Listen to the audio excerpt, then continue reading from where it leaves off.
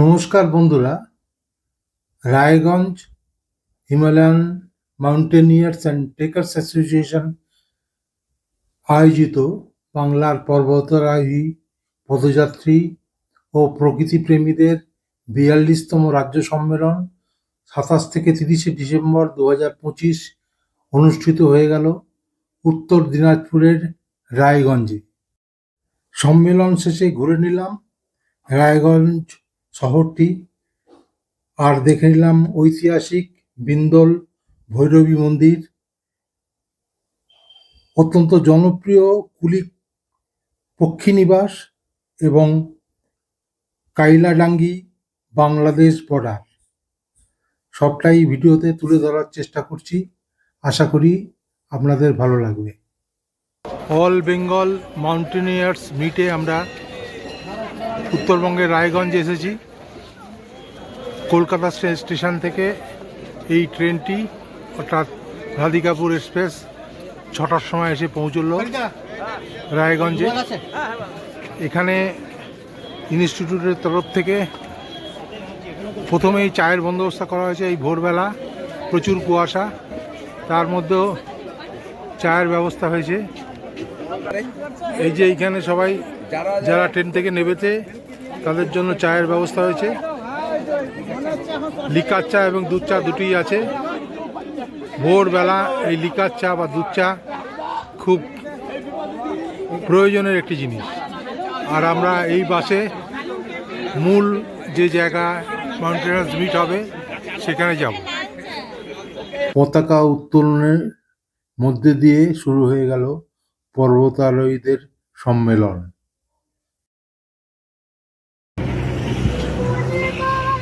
উত্তরবঙ্গের রায়গঞ্জে HMTA রায়গঞ্জ আয়োজিত মাউন্টেনিয়ারিং কনফেডারেশনের কনফারেন্স হচ্ছে। সেখানে এই প্রবেশ পথ কনফেডারেশনের এই কনফারেন্সে রাত্রিবেলায় রায়গঞ্জে যেখানে কনফারেন্স হচ্ছে সেই জায়গার দৃশ্য একটু সবার সামনে আনলাম।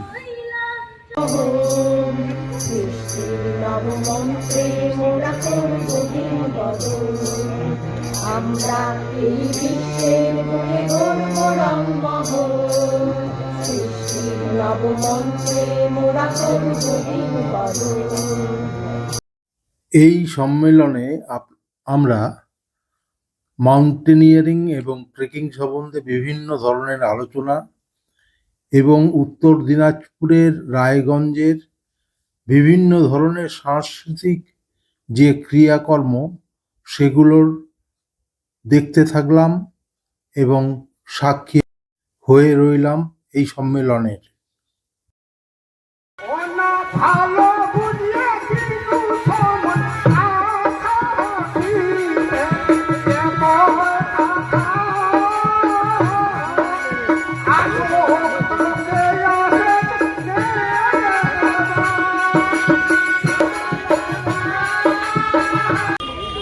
বাংলার প্রকৃতিপ্রেমী, পদযাত্রী এবং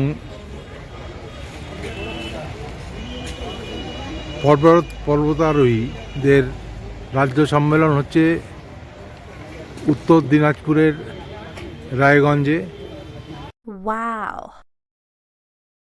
নতুন কিছু পিক করা বা নতুন কিছু রাস্তা আবিষ্কার না করলে, এই যে কিছুকাল আগে যখন 2000 সালে পানপাতিয়া প্রথম ওপেন করা হলো, তারপর থেকে এখন কিন্তু পানপাতিয়ার রুটে প্রত্যেক বছর 5টা থেকে 6টা কমপক্ষেতে 5 থেকে 6টা ট্রেকিং হচ্ছে। আগে শুধুমাত্র বাঙালিরাই শুরু করলো, তারপরে এখন বাকিরা বাইরের ইয়েরাও যাচ্ছে। আমার কাছে এখনও লোকে ফোন করে যে কি আমরা এখন নতুন আরও অনেক ইজি হয়ে গেছে, দিন সংখ্যা কম লাগছে।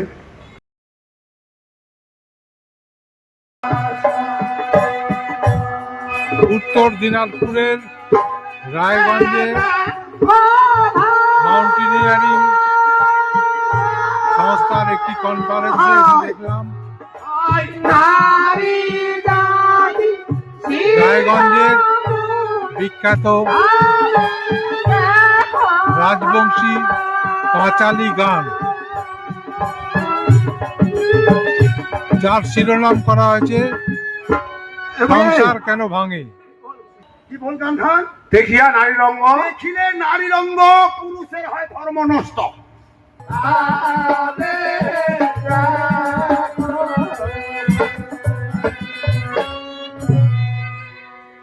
বল, বল।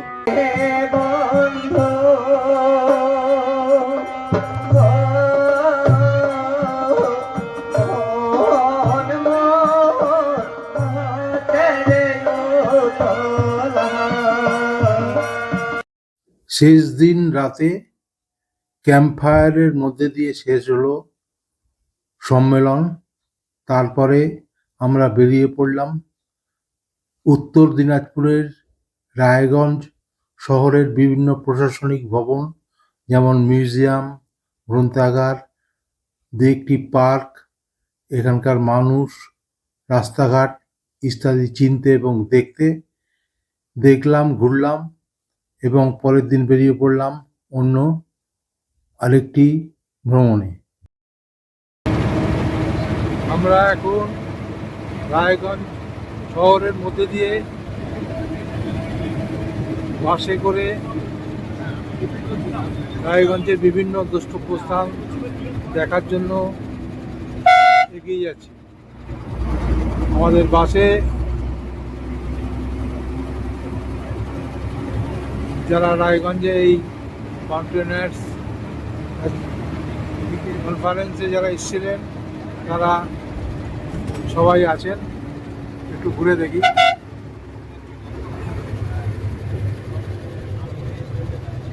এই যে বাদভর্তি মানুষ সব ডেলিগেট হিসেবে এসেছিলেন।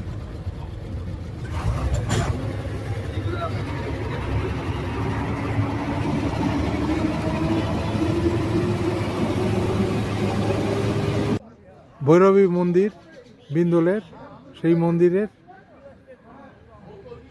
যে কাঠামো নতুন করে আবার ঠিকঠাক করা হচ্ছে, ভেতরে যাব, দেখব। এখন চারপাশ দিয়ে একটু ঘুরে দেখে নিই। উত্তর দিনাজপুরের রায়গঞ্জের কাছে অবস্থিত বিন্দল ভৈরবী মন্দির একটি 500 বছরের পুরনো টেরাকোটা শিল্পের জন্য বিখ্যাত প্রাচীন হেরিটেজ মন্দির, যা কাঞ্চন নদীর তীরে অবস্থিত। জমিদার গণেশ নারায়ণের আমলে নির্মিত এই মন্দিরটি ভৈরবী মা বা মার্তণ্ড ভৈরব রূপের জন্য পরিচিত এবং বর্তমানে পর্যটন কেন্দ্র হিসেবে এর সংস্কার হচ্ছে। উত্তর দিনাজপুরের জেলায় রায়গঞ্জ শহর থেকে 26 কিলোমিটার দূরে ভারত বাংলাদেশ সীমান্তবর্তী বিন্দল গ্রাম। সুলতানি আমলে আনুমানিক 500 বছর আগে ভাতুরিয়ার জমিদার গণেশ নারায়ণ এই মন্দিরটি স্থাপন করেন। এটি চুন, সুরকি ইত্যাদি দিয়ে তৈরি এবং দেওয়াল জুড়ে অসাধারণ টেরাকোটার কাজ এখানে আছে। এখানে 10ম শতকের প্রায় 3.5 ফুট উঁচু দশভুজা কালো পাথরের মার্তণ্ড ভৈরব মূর্তি পূজিত হয়। এটি পশ্চিমবাংলা সরকারের প্রত্নতত্ত্ব বিভাগ দ্বারা সংরক্ষিত। প্রতি বছর রাখি পূর্ণিমা উপলক্ষে এখানে 3 দিনের মেলা বসে। হাজার হাজার ভক্ত এখানে আসেন। রায়গঞ্জ থেকে বাস বা অটো ভাড়া করে সহজেই বিন্দল গ্রামে যাওয়া যায়। আমরা আরও বিস্তারিত শুনে নেব এর পরবর্তী ধাপে, যিনি এই মন্দির সংস্কারে উল্লেখযোগ্য ভূমিকা নিয়েছেন তার কাছ থেকে। অঞ্চলের যিনি একজন সমাজকর্মী তথা আমাদের সমগোত্রীয় আমার ভাই মনসুর আলী, গ্রাম পঞ্চায়েতের এক্স প্রধান, আর তার সঙ্গে সঙ্গে নানা রকম সামাজিক কাজ। এই মন্দিরটা সংস্কার করার ক্ষেত্রে ওনার ভূমিকা মানে ভীষণ গুরুত্বপূর্ণ ছিল, কারণ এই জায়গাটা একসময় পুরোটা ঝাড় জঙ্গলে ভরা ছিল। তো উনি যখন প্রধান ছিলেন তখন কোনো একটা রাজনৈতিক দলের হয়ে, রাজনৈতিক দলের নামটা বলছি না, তো তারপর থেকে কাজটা শুরু হয় এবং এখন বর্তমানে প্রায় 63 লক্ষ 69 লক্ষ টাকা খরচা করছে রাজ্য সরকার। সম্প্রতি গত 1 সপ্তাহ আগে এটা পুরোটা নতুন করে কাজ শুরু হয়েছে। তো আমরা মনসুর ভাইয়ের কাছ থেকে শুনে নেব যে এই মন্দিরটার ইতিহাস কি, কীভাবে এটা কাজ করছে এবং তার ভবিষ্যৎ কী। নমস্কার আমার সবাই। শীতের মধ্যে আসছেন আমাদের বিন্দুলে, আমরা গর্বিত। বেশি করে সিনিয়র সিটিজেন আপনারা, হ্যাঁ আপনারা সকলে সিনিয়র সিটিজেন। আমরা খুব আপ্লুত এবং ব্যক্তিগতভাবে খুব গর্বিত। আমরা আরও বেশি গর্বিত, আমরা বিন্দল এই ভূমির জন্মস্থান ভূমিপুত্র। আমাদের গর্বের একটা বড় অংশ যে আমরা ভূমির মন্দির প্রমাণ করে এটা প্রাচীন জনপদ একটা। এই প্রাচীন জনপদ, এই মন্দির আমাদের একটা হেরিটেজ সম্পত্তি। এই মন্দিরটা মোটামুটি যা ঐতিহাসিকভাবে যেটা স্ট্রাকচার যা তৈরি পরিকাঠামো, তাতে কিন্তু সুলতানি যুগের সমসাময়িক। এই মন্দির মূল ভিত্তি যে রচনা করেছিল আমাদের পার্শ্ববর্তী, আমাদের স্বাধীন হওয়ার আগেই যে আমাদের এখানে ভাতুরিয়া বলে এক জায়গা আছে বাংলাদেশে, আমাদের বেশি দূর না, 7 কিলোমিটার 8 কিলোমিটার দূরে। ওখানকার এক জমিদার ছিল, সেই জমিদার এইটাকে তৈরি করেন। পরবর্তীতে এখান থেকে এই জমিদারের এই মন্দিরের যে পূজা অর্চনা করতো আর কি, সেটা হচ্ছে আমাদের হরিপুরের জমিদার, দিনাজপুর ডিস্ট্রিক্টের হরিপুর পাশেই সেটা আমাদের নাম কি চৌধুরী যেন আর কি, নামটা মনে আসছে না আমার। তো ওরা এখনও বংশ পরস্পর এখনও পুজো করে আসছে। হ্যাঁ বাংলা না এখন ইন্ডিয়া চলে আসছে। এবং ওনার যে বংশধররা সেটা হচ্ছে আপনার ওই যে সঙ্গীত সম্মেলনের এখানে ওই জায়গাটায়। তো প্রতি নবমীর দিনে মানে দুর্গাপূজা নবমীর দিনে এটা পূজা অর্চনা করে যায়। এখনও ওদের মানে যে হেরিটেজ আর কি বংশরকম এটাকে ধারাটা বজায় রেখেছে। এবং এই পূজা একসময় আমাদের এলাকায় খুব ডাকাতের বিখ্যাত ছিল শুনছি, মানে শ্রুতি অনুযায়ী আর কি, কোনো লিখিতই নেই এই ডাকাতরা। এবং আমরাও দেখি ডাকাত যে ছিল, এটা যারা আমাদের জেনারেশন তারা সবাই বলতে পারবেন। তো এই ডাকাত পুজো দিয়ে এরা বিভিন্ন জায়গায় যেত আর কি। এবং এমনও শোনা যায় আমাদের যে চৌধুরী দেবীর চৌধুরী রানী, তারও সাকরেদরা ছিল, এখানে এসেছিল। এবং সবথেকে আশ্চর্য ব্যাপার, আমাদের সাহিত্য সম্রাট বঙ্কিমচন্দ্র চ্যাটার্জি আমাদের যখন মালদার যে যখন কালেক্টর ছিলেন, মানে এডিশনাল কালেক্টর, আমাদের এখানে ডাকবাংলা ছিল, তখনই এখানে এসেছিলেন। মানে তার সঙ্গে একটা সংযোগ স্থাপন হয়ে দর্শনের জন্য হোক যে কিছু এসেছিলেন আর কি। তো এইটাই আমাদের ইতিহাস। এবং আমাদের সবাই জাতি ধর্ম বর্ণ নির্বিশেষে এইটার প্রতি আমরা খুব গর্বিত। এখানে বড় মেলা হয় প্রতি শ্রাবণীপুর রাখি পূর্ণিমার দিন। বেশ মেলাটা প্রায় এখন 1 মাস ধরে চলে আর কি, মাঠে হয়। আর এখানে একটা কাঞ্চন নদী ছিল, এই যে কালো পিলারগুলো দেখছেন আপনারা, সেগুলো এখন নেই। সেগুলা এই নদী পথেই সেই যারা ঐতিহাসিক যারা আর্কিওলজিস্ট তারা বলছে এটা দক্ষিণ ভারত থেকে এই পাথরগুলো নিয়ে আসা হয়েছিল। কারণ এই যে পাথরগুলো আছে এটা কিন্তু আমাদের এই সব জায়গায় পাওয়া যায় না। আর এত ভারী পাথর, হ্যাঁ, সেই পাথরগুলো কিন্তু আশেপাশে পাওয়া যায় না। এগুলা দক্ষিণ ভারত থেকে নদী পথে। আর এটা এত নাব্যতা ছিল, যদিও এই 7-8 বছর হলো এই যে নাব্যতার যে গতিপথটা বাংলাদেশের মধ্যে পড়ে, সেটা মূল জায়গাটায় লোক বসবাস করে মাটি ভরে গতিপথ বন্ধ হয়েছে, নাহলে কিন্তু ভীষণভাবে জল ছুটে একটু বন্যাও হতো প্রচুর। আর হ্যাঁ, এটা হচ্ছে কাঞ্চন নদী, এখন বন্ধ হয়ে গেছে একদম, প্রায় জলই থাকে না। হ্যাঁ, লুপ্ত প্রায় না, এটা বাংলাদেশ থেকে এসছে। বাংলাদেশে একটা কি বিল আছে, ওখান থেকে বের হয়ে পুলিশের সঙ্গে অ্যাডজাস্ট হয়ে তারপর নাগরে গিয়ে পড়ে গেছে। ওই তো এটাই বিন্দুল, বাংলাদেশ থেকে করছে আমাদের স্ট্রাকচারটা, সেটা আমাদের সাম্প্রদায়িক সম্প্রতির এক উজ্জ্বলতম নিদর্শন একটা। এটা আমরা করি।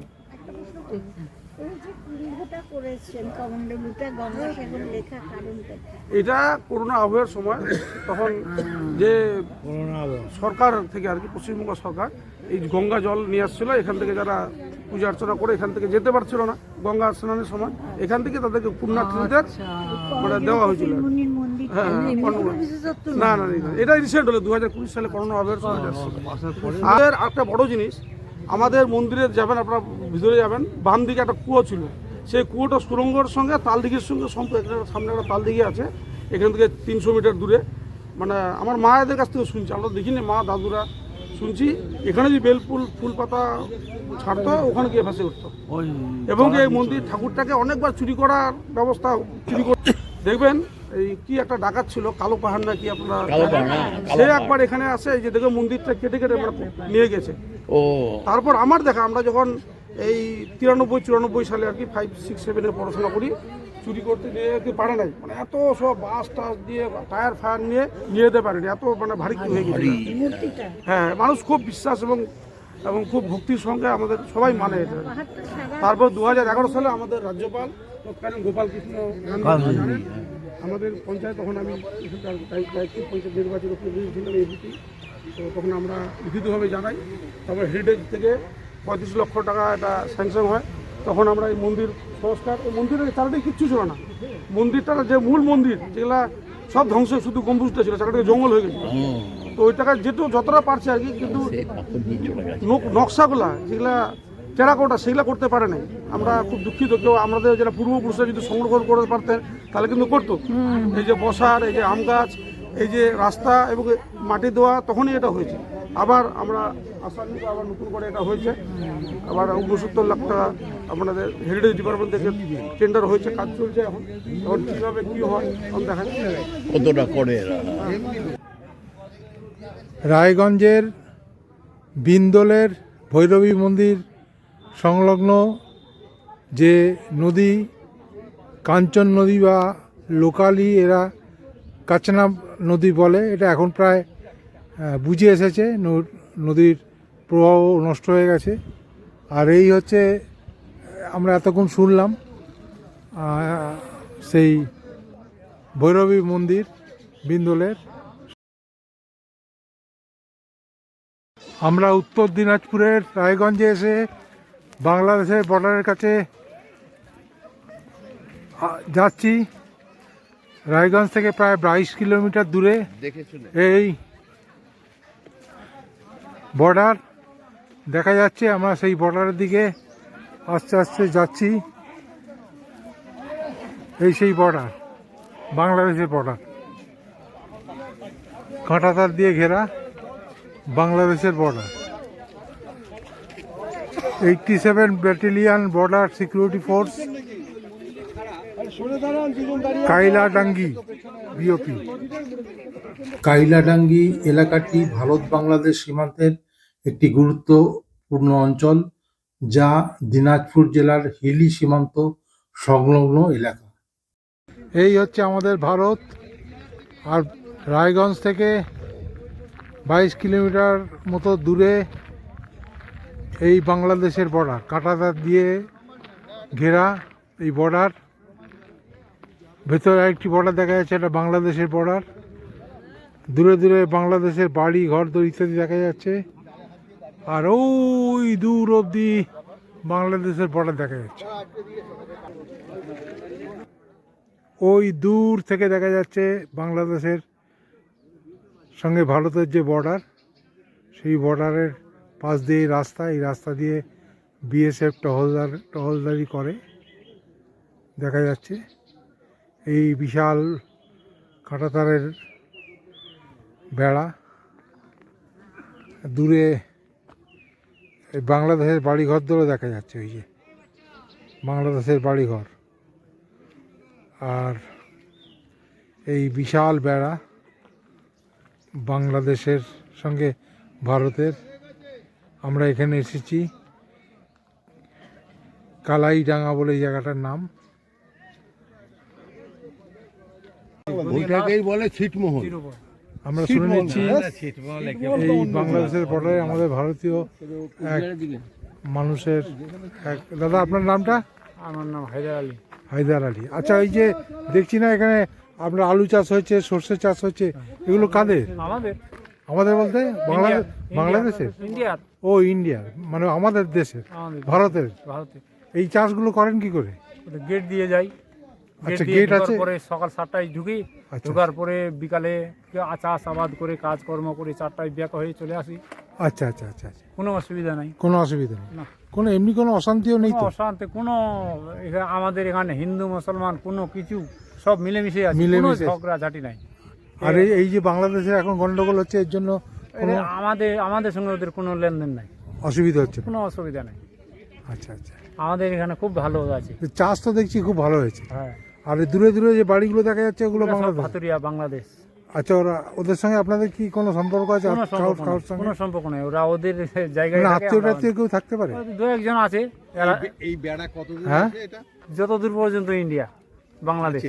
হ্যাঁ, পুরো এই বেড়া চলে বাহ, গেছে? চলে গেছে। মানে কোথাও ফাঁকা নেই কোনো তো? কোথাও ফাঁকা নাই। ঠিক আছে দাদা, অনেক ধন্যবাদ, নমস্কার। বাংলাদেশ বর্ডার দেখে আমরা এখন প্রবেশ করব রায়গঞ্জের কুলিক পক্ষী নিবাসে। কুলিক ওয়াইল্ড লাইফ স্যাংচুয়ারিতে আমরা প্রবেশ করছি এই গেট দিয়ে।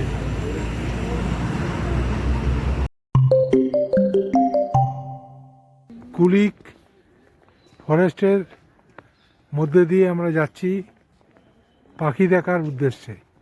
কুলিক পক্ষী অভয়ারণ্য, যা রায়গঞ্জ বন্যপ্রাণী অভয়ারণ্য নামেও পরিচিত, পশ্চিমবঙ্গের উত্তর দিনাজপুর জেলার রায়গঞ্জের কাছে অবস্থিত। 1970 সালে প্রতিষ্ঠিত এবং 1985 সালে আনুষ্ঠানিকভাবে স্বীকৃত এই অভয়ারণ্যটি পাখি দেখার একটি প্রধান গন্তব্য।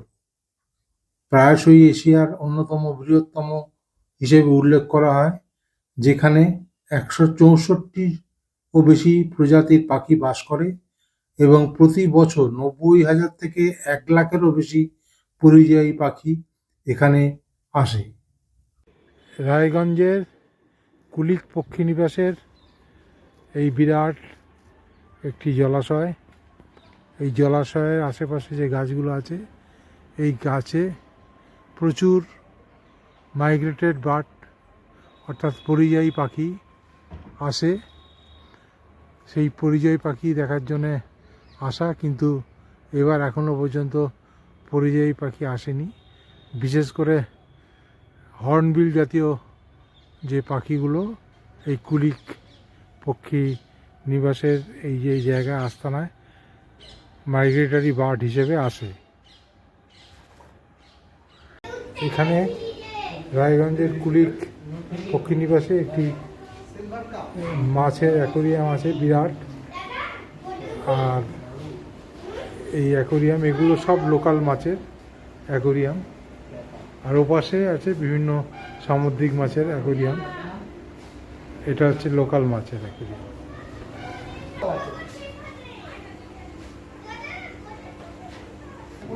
উঁচে মাছ, কালবোস মাছ,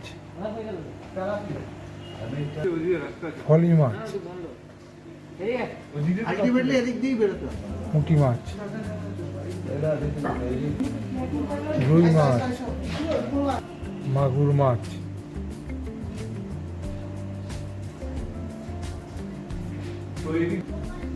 শিঙ্গি মাছ। রায়গঞ্জের এই ভিডিওটি আমরা এখানেই শেষ করছি। যদি আপনাদের এই ভিডিওটি ভালো লেগে থাকে তাহলে অবশ্যই চ্যানেলটিকে সাবস্ক্রাইব করার অনুরোধ রইল এবং লাইক শেয়ার করার জন্য অনুরোধ করছি।